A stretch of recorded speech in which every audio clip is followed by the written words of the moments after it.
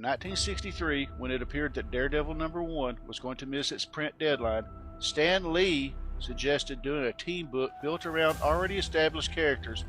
He figured that since they were already established, they wouldn't have to spend too much time creating an origin story, and he could throw them right into the action.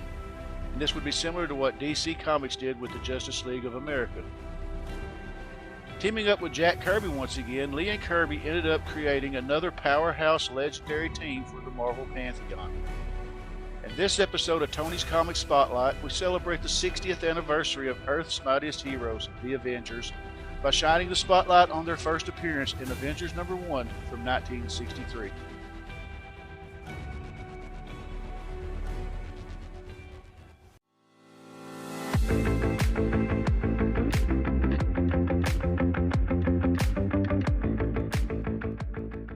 Coming of the Avengers. Loki, having been previously captured by Thor, is still being held prisoner at the Isle of Silence in Asgard. His physical form may be confined there, but by means of thought projection, his disembodied self travels to Earth in search of revenge. He spots Thor in his human identity of Dr. Donald Blake, but resists defeating him as it would be a hollow victory compared to defeating him as Thor. After hours of searching, Loki happens across the Hulk and devises a wicked plan to entice Blake to transform into Thor. He projects a mental image of dynamite on the tracks of a nearby rail bridge. The Hulk spots the dynamite and attempts to snuff it out, accidentally destroying the bridge. Suddenly, a train appears on the tracks traveling towards the wreckage. Valiantly, the Hulk manages to hold the tracks long enough for the train to pass safely before allowing it to collapse. Unfortunately, the damage was already been done and Loki's plan was successful. Hours later, newspapers print articles about the Hulk being on the rampage again, and the manhunt begins. Hulk's friend Rick Jones reads the article with disbelief and meets the members of the Team Brigade in order to help track Hulk down to find the truth. They attempt to contact the Fantastic Four, but Loki interferes with the radio signal, diverting it to Donald Blake. He decides to transform into Thor to help the Team Brigade. Unknown to Loki, the radio signal is also picked up by the Ant-Man, the Wasp, and Iron Man, who also travel to assist. Later, the Team Brigade are disappointed that the Fantastic Four hadn't responded to their message when they finally get a reply.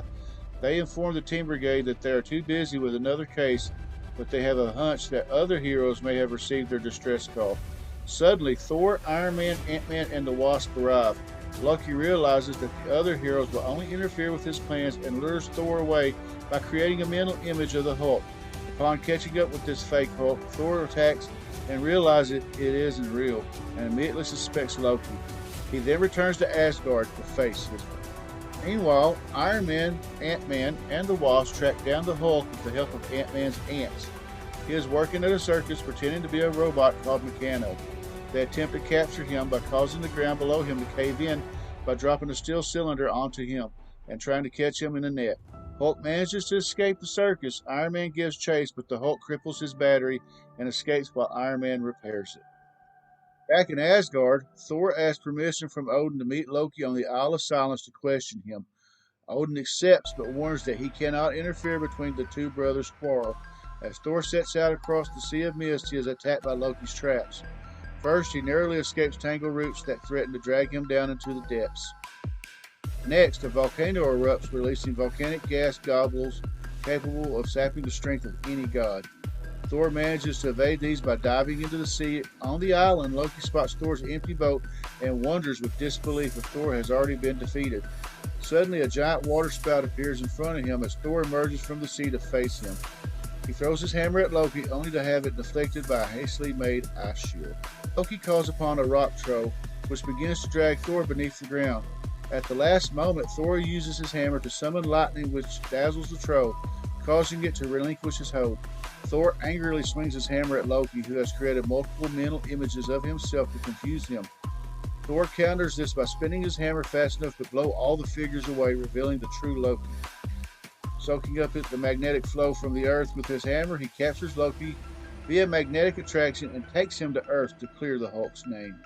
On Earth, Iron Man, Ant-Man, and the Wasp continue to pursue the Hulk to an auto factory in Detroit. Thor appears with Loki to clear Hulk's name. Suddenly, Loki makes himself radioactive, forcing the heroes to retreat. Luckily, Loki stands over a trapdoor and Ant-Man's ants trigger a switch.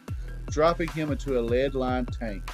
Upon celebrating their victory, Ant-Man and the Wasp point out how they could work together as a team and that they should work together in the future. The Wasp suggests that they should call themselves the Avengers, and everybody agrees. There came a day unlike any other, when Earth's mightiest heroes found themselves united against a common threat. On that day, the Avengers was born to fight the foes no single superhero could withstand. The end.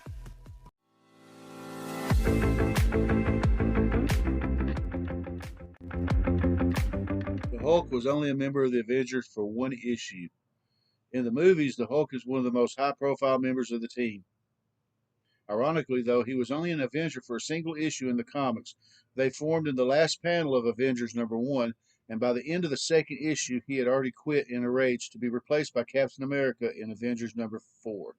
He never really seemed like a team player. He did return to active duty of a sort during 2012's Avengers vs. X-Men crossover event when he spotted helping out a joint squad made up of members from the two teams. The Wasp came up with the team's name. After the 5 heroes of the Avengers #1 decided to work together, they needed a name. Thankfully, the size-changing heroine Janet Van Dyne, aka the Wasp, was there with the right suggestion. It should be something colorful and dramatic like the Avengers, or, she said, only to be interrupted by Ant-Man or nothing. That's it, the Avengers, he announced. Daredevil's missed deadline made the Avengers possible. If not for delay in sending Daredevil #1 to the printer, the Avengers may have never existed. According to Marvel's Senior Vice President of Publishing, Tom Verroot, when the publisher realized that the first issue of Daredevil wasn't going to be ready in time for its scheduled print, Stan Lee proposed the idea of bringing a bunch of existing Marvel characters together to form a team like DC's Justice League of America. By doing so, they wouldn't need to create complicated origin stories for the individual members, which would allow the squad to jump right into whatever adventure Lee and Kirby could come up with on a short notice. The pair brainstormed for a while and came up with the Avengers, then hastily put together the first issue and sent it off to the printer. If romance comics sold better, the Avengers wouldn't have existed. The Avengers and the X-Men both debuted on July 2nd, 1963, but they almost missed newsstands for a very weird reason. At one point in time, Marvel's chief competitor, DC Comics, actually controlled how many titles Marvel could publish. That's because DC was Marvel's distributor, and they used that relationship to limit Marvel to a handful of titles every month. In order to publish Avengers and the X-Men, the company had to cancel 2 other comics, Love Romances and Gunsmoke Western. Stan Lee had a specific vision for the Vision. Created by Joe Simon and Jack Kirby, Vision appeared on the scene in 1940 as an alien law enforcement officer, but when he was resurrected in the late 60s courtesy of Roy Thomas and John Buscema, Lee had one requirement they had to adhere to. As Thomas told Rolling Stone magazine, I said, I want to bring back the old Vision, the 1940s Simon and Kirby character, and Stan said, no, we want a new Avenger, but I want him to be an android. He never said why, and I said, you don't care why as long as he's an android? So I made up an android and called him the Vision. He hated the red face, but other than that, he thought it was fine. Avengers featured one of the first civil rights stories in comics history. Much has rightly been made of the Black Panther, who became the first black superhero in comics when he debuted in Fantastic Four #52 in 1966. Just 2 months later, though, an equally important story began in Avengers #32, as the Avengers faced off against a thinly veiled Ku Klux Klan analog called the Sons of the Serpent. Though the story was mostly been overlooked, it's one of the earliest and most powerful stories in mainstream comics history to directly address the issues of the civil rights movement. It's perhaps worth noting that the Sons recently returned as part of the storyline arc in the revamped Captain America, in which Cap's pal Sam Wilson, aka the Falcon, has taken up the shield, and the group's anti-immigration rhetoric was defended by a real-life panel on Fox News. Ultron was based on a character from Captain Video. It sounds weird, but we were this close to having a movie called Avengers Age of Makino. That's because the villainous robot Ultron was based on another comic book killer robot named Makino, who appeared in an obscure comic book adaptation of the early 1950s sci-fi series Captain Video. Avengers secretly crossed over with the Justice League behind DC's back. DC and Marvel have long had an antagonistic relationship, so when Roy Thomas and DC writer Mike Friedrich wanted to have the Avengers cross over with the Justice League of America, They had to do it on the down low. The result was a secret crossover neither company was aware of until after it was published. In Avengers number 85, the team travels to an alternate universe where they meet the Squadron Supreme, a thinly veiled analog of the Justice League.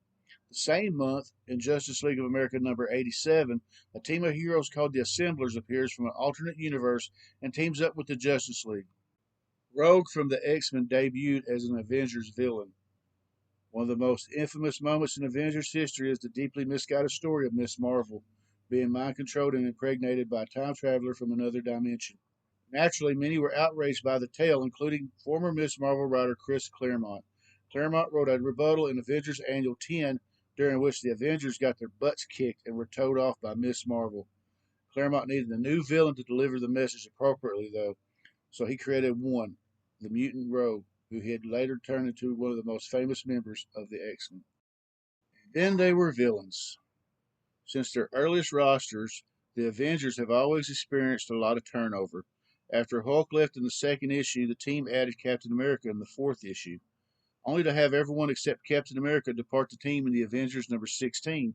The original four members were quickly replaced by three new additions: Quicksilver, Scarlet Witch, and Hawkeye. These rookie Avengers were interesting choices for a top superhero team since they were previously villains in the Marvel Comics universe.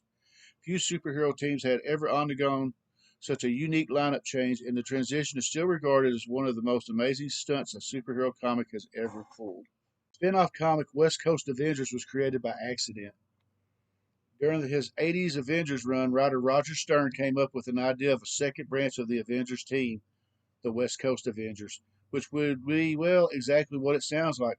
Stern wrote a four-issue miniseries planning to continue the story of both the East and West Coast branches in the pages of the Avengers.